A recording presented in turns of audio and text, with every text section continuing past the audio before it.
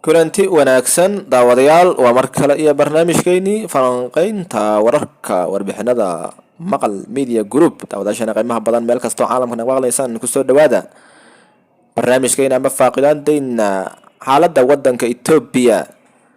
dowladda Itoobiya ayaa guulo waaweyn ka gaartay dagaalka ay kula jirtay falaagada TPLF ayaa ugu dambeyntii dhibtay dowladda federaalka Itoobiya. labadii sano ugu dambeysay Itoobiya waxaa ka socday dagaal xun oo wax la isula reeban. dowladda Itoobiya mas'uuliyiin sarsare oo ka tirsan dowladda federaalka Itoobiya ayaa gaaray magaalada Maqale halkaasoo si diiran ay u soo dhaweeyeen maamulka TPLF ee gacanta ku hayo deegaanada Tigreega ayaa la baabi'iyay gabi ahaanba ciidankoodii awoodda badnaay taasoo ay qoys gaareen kadib markay dalka Eritrea iyo Itoobiya isu kaashadeen inay araxda ka jabiyaan.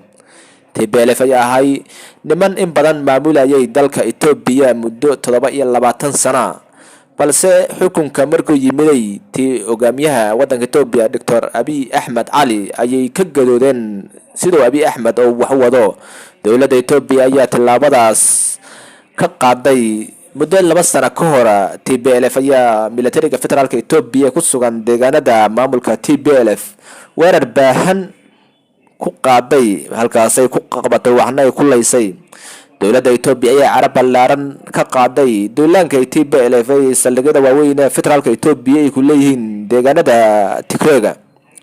militariga Itoobiya ayaa tallaabo degdeg ah qaaday taas kaashanayeen dalka Eritrea oo gacan buuxda ka siinayay Itoobiya dagaalka kooxda TPLF ayaa waxaa lagu soo waramayaa inay xasuuq baahan loo geystay.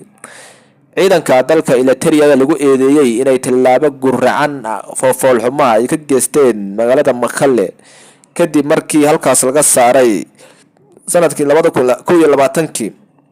TPLF ayaa u muuqatay inay dowladda Itoobiya ay jilbaha dhulka uga dhafa lahayd balse laga tirtiroonaada kadib markay tuuteeyeen wadamada Itoobiya iyo Eritrea ay carab ballaaran u qabtay kooxda TPLF oo ahayd 27 sano wadankaas maamulayeen kuwa geed ku xiray dalka Eritrea. xukuumadda Abiy Ahmed oo kaashanaysay Asmara ayaa ka gungaaray inay araxda ka jabiyaan TPLF oo awoodda geeska Afrika ahaa jirtay. TPLF ayaa saameynteedu ahayd mid aad u weyn ay dalalka Afrika Soomaaliya gaar ahaan ku lahaayeen awoodo salmi oo aad u waaweyn. dowladda Soomaaliya xilligii uu hogaaminayay Maxamed Abdullaahi Farmaajo oo Itoobiya kala hadlay inay faragelinta baahan ay dalka ku haysa ay ka dhaafto wadanka Itoobiya. ra'iisul wasaaraha Itoobiya xilligaas joogay Haile Mariam Desalegn ayaa sheegay inay kooxaha TPLF ay Itoobiya ay ku qasbayaan inay farageliso wadanka Soomaaliya sida uu sheegay madaxweyne Maxamed Abdullaahi Farmaajo. ra'iisul wasaaraha Itoobiya xilligaas joogay Haile Mariam Desalegn Abiy Ahmed kadib markuu yimiday ayaa TPLF waxa u muuqatay inay godku sii dhacayso awoodoodii iyo saameyntii. dagaalkii ka dhacay gobolka Tigreega ayaa ka bilowday dhul ay dalka Itoobiya iyo wadanka Eritrea ay isku haysteen muddo 90 ilaa hadeertan.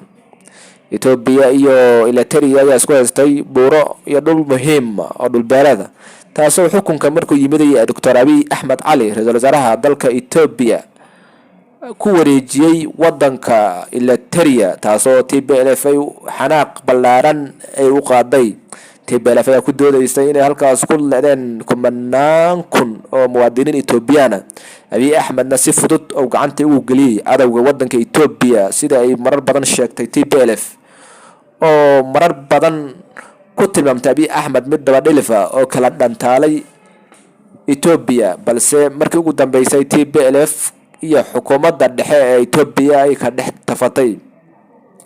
ra'iisul wasaaraha Itoobiya ayaa u muuqday markii hore mid guulo waaweyn ka gaaray balse markay iskhilaafeen wadanka Eritrea hogaamiyihiisa ayaa ciidankii ku jiray magaalooyinka waaweyn ee Tigray ay dib uga baxeen. dowladda Itoobiya militarigeeda ayaa qasab ku noqotay inay ka baxaan guud ahaan deegaanada Eritrea Eritrea ayaa u soo jihaysata halkaas iyo caasimadda Ethiopia Addis Ababa, taasoo madaxweynaha wadanka Eritrea Siyaas Afwerki uu arkaday ay qabsadaan Addis Ababa kooxda TPLF inay u naqanayso halkii ay ahaa jirtay inay geed ay ku dhaadaan, taasoo wadana mar kale uu Abiy Ahmed u sheegay inuu ka gacan sii doono dagaalka kooxdaasoo buuraha markii hore la gashay kadib ka soo baxday.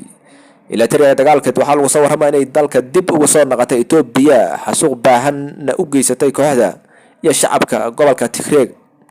Shacabka Tigray ayaa dhibaatadii ugu badneed ebed ay soo gaartay muddada 2 sano ay dagaalka baahan oo ka socday gudaha wadanka Ethiopia, gaar ahaan gobolka Eritrea iyo gobolka Tigray.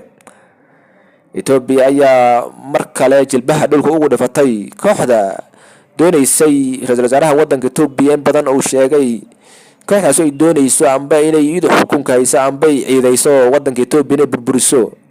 Wadamada reer galbeedka ayaa ku gacan siinayay Tigrayga, buunbuuninayeen inay qabsan rabaan haddii u soo dhow yihiin caasimadda Ethiopia ee Addis Ababa. balse ra'iisul wasaaraha Ethiopia Abiy Ahmed Ali ayaa tootada xirtay, sheegana inuu ka hortagi doono kooxda canaasirta ee wadankiisa halista badan ku ah. Ra'iisul wasaaraha Ethiopia ay taageerayaan diyaaradaha hoolan kuwa daroonta ayaa jilbaha dhulka ugu dhiftay geedda ku xiray TPLF. TPLF ayaa xaqiiqsatay inaysan ka guul gaari karin awoodda Abiy Ahmed iyo saameyntiisa ballaaran uu ku leeyahay Eritrea. TPLF waxaa lagu soo warramay inay bedeshay marxaladihii iyo dagaaladii ay ku wajahnay inay qoraga caaradiisa wax ku goosato, taasoo ay Midowga Afrika wada hadal ay garwadeyn ka ahaayeen dowladda Ethiopia iyo Tigrayga. Hogaamiyaha wadanka amba deegaanka Tigrayga Debretsion Gebremichael ku wada hadashiisay shirkaas oo markii dambe lagu wada hadlay dalka South Africa. madaxweynaha hore Kenya Uhuru Kenyatta ayaa ka qayb galay amba heshiiskaas gundhig u ahay, halkaasoo markii dambe lagu soo gabagabeeyay caasimadda Kenya ee magaalada Nairobi. Dagaalka Tigrayga iyo u dhaxeeya xukuumadda dhexe Ethiopia, dowladda Ethiopia ayaa codsatay inay kooxda TPLF laga dhigo hubka waaweyn.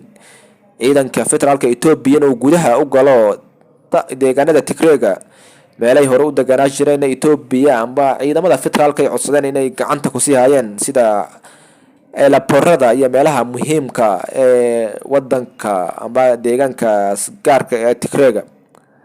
Ethiopia ayaa dagaal baahan ka dhacay, balse hadda lagu soo warramay wafuud sare ee federaalka Ethiopia inay gaareen magaalada Addis Ababa.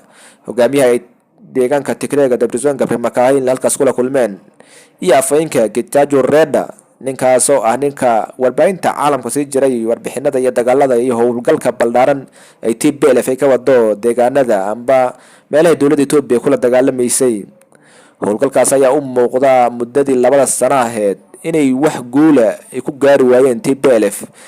dowladda federaalka Ethiopia inay ku tugtugtoonaatay dagaalka Tigrayga ayaa ka leedeen dad gaaraya 10,000. dowladda Ethiopia sidoo kale dagaalkaas ayaa ah midkii ugu khasaare badnaay ee taariikhda dhow soo maray wadankaas Ethiopia. daawadayaal intaas ayaan ku soo gabagabaynaynaa nabad